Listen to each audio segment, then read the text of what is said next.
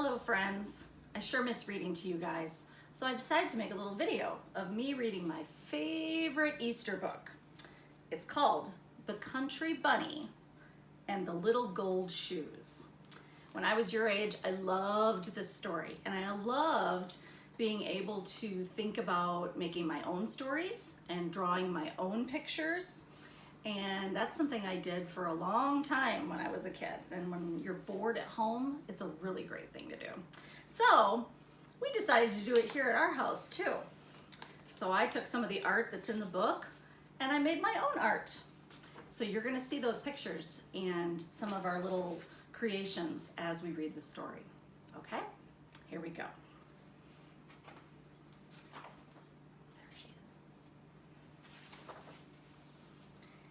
We hear of the Easter Bunny, who comes each Easter day before sunrise to bring eggs for boys and girls. So we think there's only one, but this is not so. There are really 5 Easter bunnies, and they must be the 5 kindest and swiftest and wisest bunnies in the whole wide world. Because between sunset and Easter Eve and dawn on Easter morning, they do more work than most rabbits do in a whole year. When one of the Easter bunnies grows old and can no longer run fast, the old, wise, and kind grandfather bunny, who lives at the Palace of Easter Eggs, calls the bunnies together from the whole world to select the very best one to take the place. Often a mother bunny says to her child, "Now if you learn to be wise and kind and swift, someday you may grow up to be one of the Easter bunnies." And all of the babies try their very best so that they can grow up and go to work for the grandfather bunny at the Palace of Easter Eggs. One day, a little country bunny with a brown skin and a little cotton ball of a tail said, "Someday I shall grow up to be the Easter bunny. You wait and see." Then all of the big white bunnies who lived in fine houses and the jackrabbits with their long legs who can run so fast laughed at the little cottontail and told her to go back to the country and eat a carrot. But she said, "Wait and see." The little girl Cottontail grew up to be a young lady Cottontail, and by she had a husband. And then one day, much to her surprise, there were 21 Cottontail babies to take care of. Then the big white rabbits and the jacks with their long legs laughed and laughed, and they said, "What did we tell you? Only a country rabbit would go and have all those babies. Now take care of them and leave Easter eggs to great big men bunnies like us." And they went away liking themselves very much. Cottontail stopped thinking about hopping all over the world with lovely eggs for little boys and girls, and she took care of her babies. And one day, when her children stopped being babies and were little girl and boy bunnies, she called them to her and said, "Now we are going to have some fun." Then to 2 of them she gave little brooms and showed them how to sweep out the cottage. And 2 she taught how to make beds. 2 more went with her to the kitchen and in no time at all had found out how to cook a good dinner. And with these went the 2 little dishwashers, and they made the glasses shine like crystal. 2 had little wash tubs full of soap suds, and they washed all the linen. 2 did the sewing and the mending. 2 who had sweet voices were taught to sing, and 2 more to dance, and these amused all the others while they worked, so that they were happy. 2 others were soon digging in the garden. To 2 she gave some paints and crayons, so that they could make pretty pictures for the walls. And when Mother Cottontail had given out all of the jobs, she looked around and there was only one little boy bunny left, and he was sad and lonely. Then Mother Cottontail said to him, "You are the most polite of all my children, so I shall make you keeper of my chair. And whenever I come to dinner, you shall seat me politely at the table." Then one day, when the little rabbits were half grown up, she heard a great talk among the woods rabbits. And when she asked what it was about, they said, "Haven't you heard? One of the 5 Easter bunnies has grown too slow, and we are all going to the Palace of Easter Eggs to see old grandfather pick out a new one to take his place. So she called her little cottontails, and they all set off to the palace to see the fun. But their mother was sad because she thought that now she was nothing but an old mother bunny and could only look on, and that a big, handsome white rabbit or long-legged Jack would be chosen. When they came to the Palace of Easter Eggs, there were bunnies everywhere on the great lawn, and the ones that hoped to be the Easter bunny stood together, and all the others looked at them and clapped their paws. Then the big front door opened, and the old, wise, and kind grandfather came hopping slowly out, and he told the biggest and those with the longest legs to show what they could do. They jumped and ran and showed him their pretty white fur, and they were all very fast and very clever. But still he did not pick one. And he said to them, "You are pretty and you are fast, but you have not shown me that you are either kind or wise." Then his kind old eyes looked everywhere, and at last they rested on little Cottontail Mother, where she stood with her children all around her. And he called her to come right up to the palace steps. So she took her 21 children and went up and stood before him. And when he spoke, his voice was so kind that she was not frightened at all. And he said, "What a large family you have, my dear. I suppose they take all of your time?" But she said, "When they were babies, that was so. But now they are so well trained that they do most of the work for me." "Ah," he said, smiling, "you must be very wise to train so many children so well.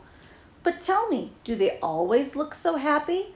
And do they always hold their ears up so prettily?" "Indeed they do," she answered.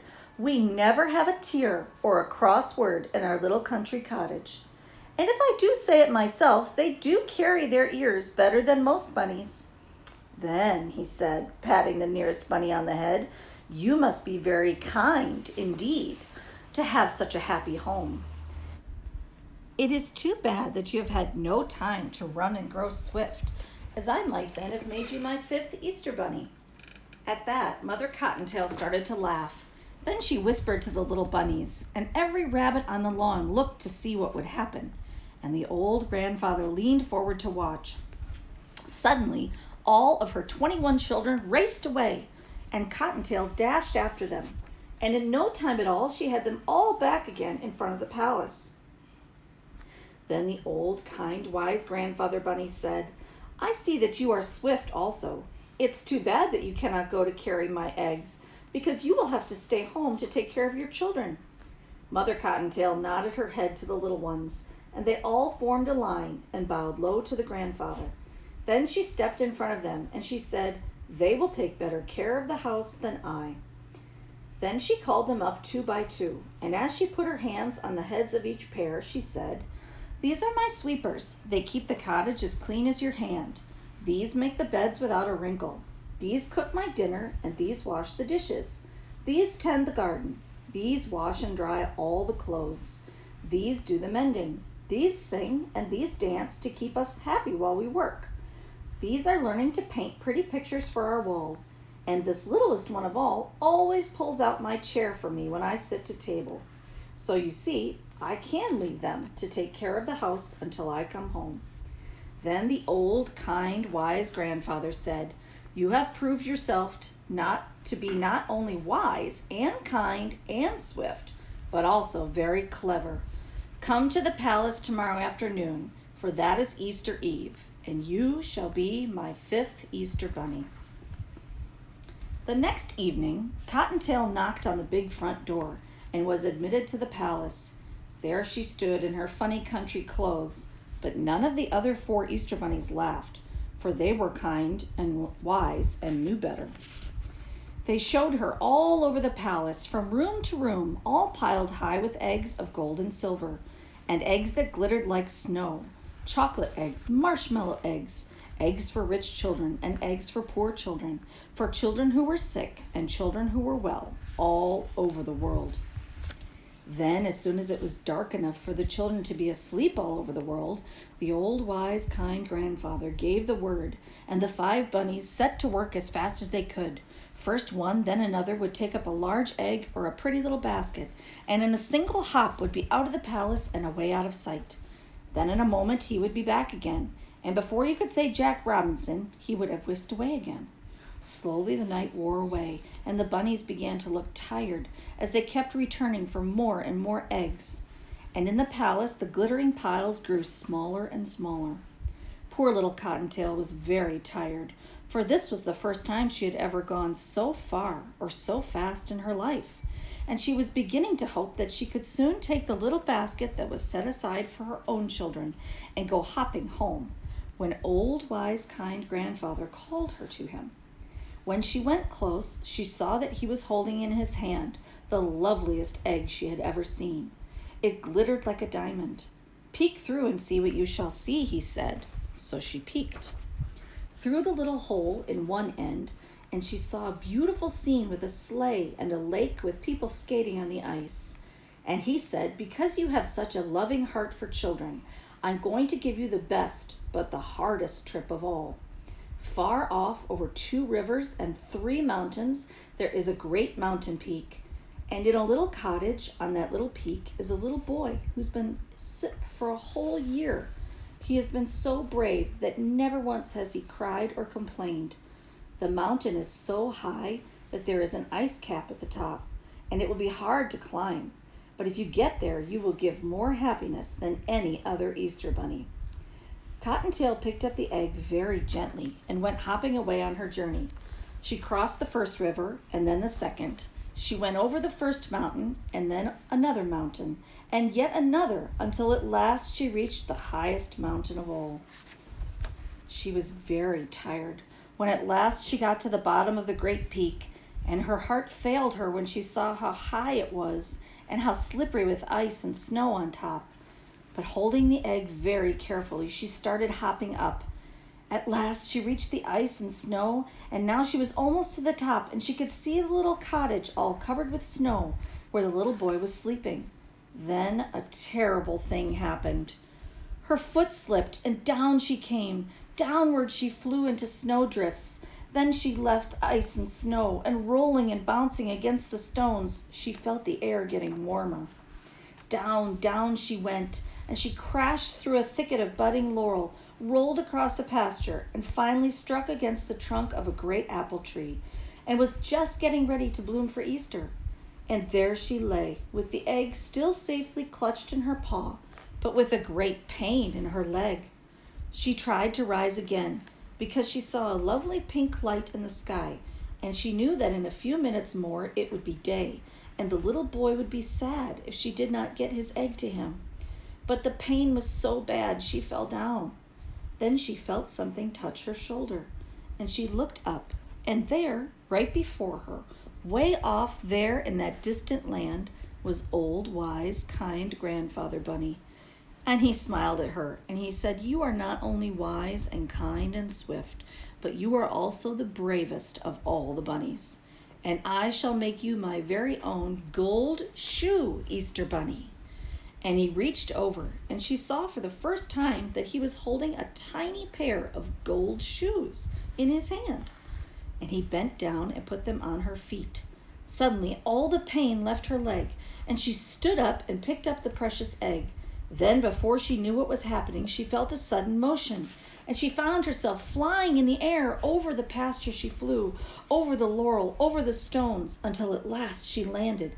She looked back, and she saw that in one single jump it had carried her halfway up the mountain. Then she jumped once again, and there she was at the cottage door. Quickly she squeezed through the tiny crack that had been left open, just in case the bunny did come all that way. And in the hand of the beautiful sleeping boy, she placed the egg. Then, just as Easter morning sun rose over the edge of the world, she jumped quickly back to the palace, where she found her little basket for her own little bunnies, and she went hopping back home to give them a happy Easter. Mother Cottontail found that the garden was tended, and sure enough, just as she had said, everything was in order. The floors were swept, and there were 2 lovely new pictures painted and hanging on the wall. The dishes were washed and shown in the cupboard. The clothes were washed and mended and nicely hung away. and her 21 children were all sound asleep in their little beds. And the little house of Mother Cottontail can always be told now from the homes of all other bunnies, because in a special place on the wall, on a very special hook, hangs a pair of very tiny little gold shoes. The end.